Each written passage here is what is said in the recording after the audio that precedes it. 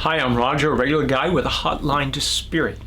I want to talk about something that's very important. Actually, I think it's crucial, and that is our gifts. We all got them. If you're on the planet, you have at least 7 different gifts. 7? I can't even find one, some people might say. You got at least 7 and then multiples of that. See you in a bit. Gande ho, gai he hayun dayaho, gai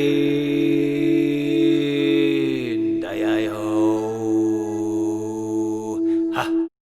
Hey, so gifts, we all have them, we all got them, and what if I don't know what mine is? Well, you really need to start saying, what if I don't know all of the gifts I have? Because we have many.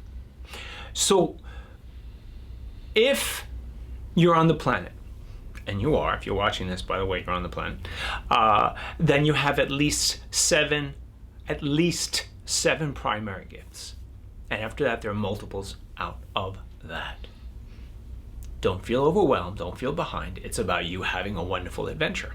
It's about you experiencing joy. Our first primary reason for being on the planet is to experience joy. Your gifts allow you to connect to the expression of source that you came here to be and embody and inhabit. That's it in a nutshell. So I went downstairs to get a cup of coffee, and the girl behind the counter, lovely, standing there, and I've never met her before, and she's new, and she's getting my coffee, and no one's there, and she's done. And I said, and her mother comes in, and her father comes in. Not comes in from spirit, but I get love.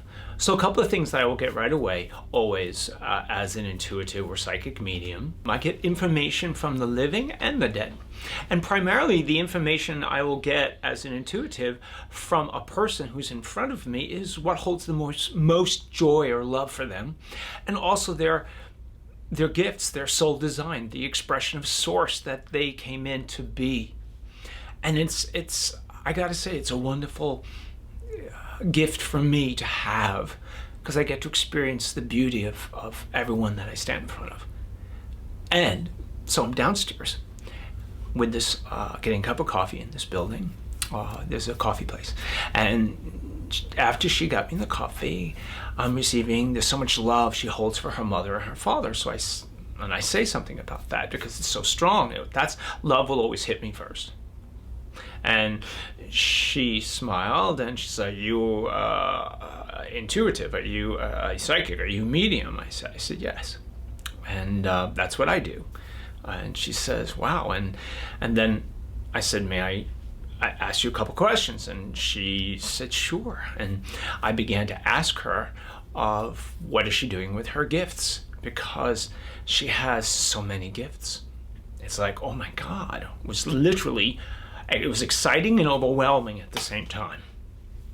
So I asked her, she says, "What do you mean?" Because I said, "You have so many gifts. Are you using them? Are you involving yourself with them?" And she said, "What do you mean?" I said, "Well, would you love to be a designer? Or would you, do you write? Or, because you're very creative, would you love to be a designer? Or would you like to do," because it comes up for her, "children's books, but for adults?" She says, "I would love to do both." And I said, "So then do that. You can do both. In fact, there's just about nothing you cannot do." And I thought, this is a really good topic for us to talk about, for me to share with you. Our gifts are limitless. And we have them. And we find them, we discover them in the living of life, through our challenges, through our momentum of movement, through life, through living, through our experiences. And you start to realize, hey, I'm good at that. Well, we wouldn't have done it unless we had to do it. In fact, someone will say, "You're really great taking charge." That might be one of your gifts, which is leadership. Or we need someone to help us paint this thing, and you discover, "Oh, I really don't want to do that." And reluctantly you show up and you discover, and everyone sees, "Oh my God, you are a painter." And so it goes. So the takeaway from this is You have an extraordinary gift. You not only have one extraordinary gift, you have at least 7.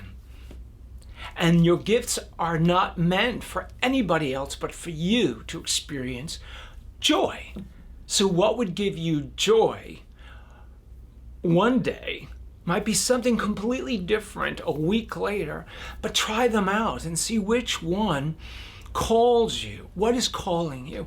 Our gifts, or what we are as the soul expressions we are, calls us to experience it, to experience all that we are. You know, recently a client of mine was having a difficult time in his life, and he didn't want to be having a difficult time in his life, and that's understandable. None of us do. And for him, but it's so purposeful, and we forget this, or we don't even know this. Difficult times in our lives, basically what's happening is we can no longer occupy what we were being, what we were holding, how we are expressing ourselves or not expressing ourselves in life, and usually it's not. So the difficult time that we define as a difficult time is calling us to relinquish usually anger and sadness. And the gift of that is one of the main things that can keep us from experiencing joy, experiencing our gifts, is anger or sadness, or a combo. So if you are having a difficult time, I'm going to give you a big thumbs up, because what you're doing is you're releasing, you're relinquishing an old way of being. You're making a pathway straight towards your gifts, straight towards the wonder of being, straight towards the true, beautiful, exquisite expression you are, that you came here to be, and in being it, you give it and we receive it.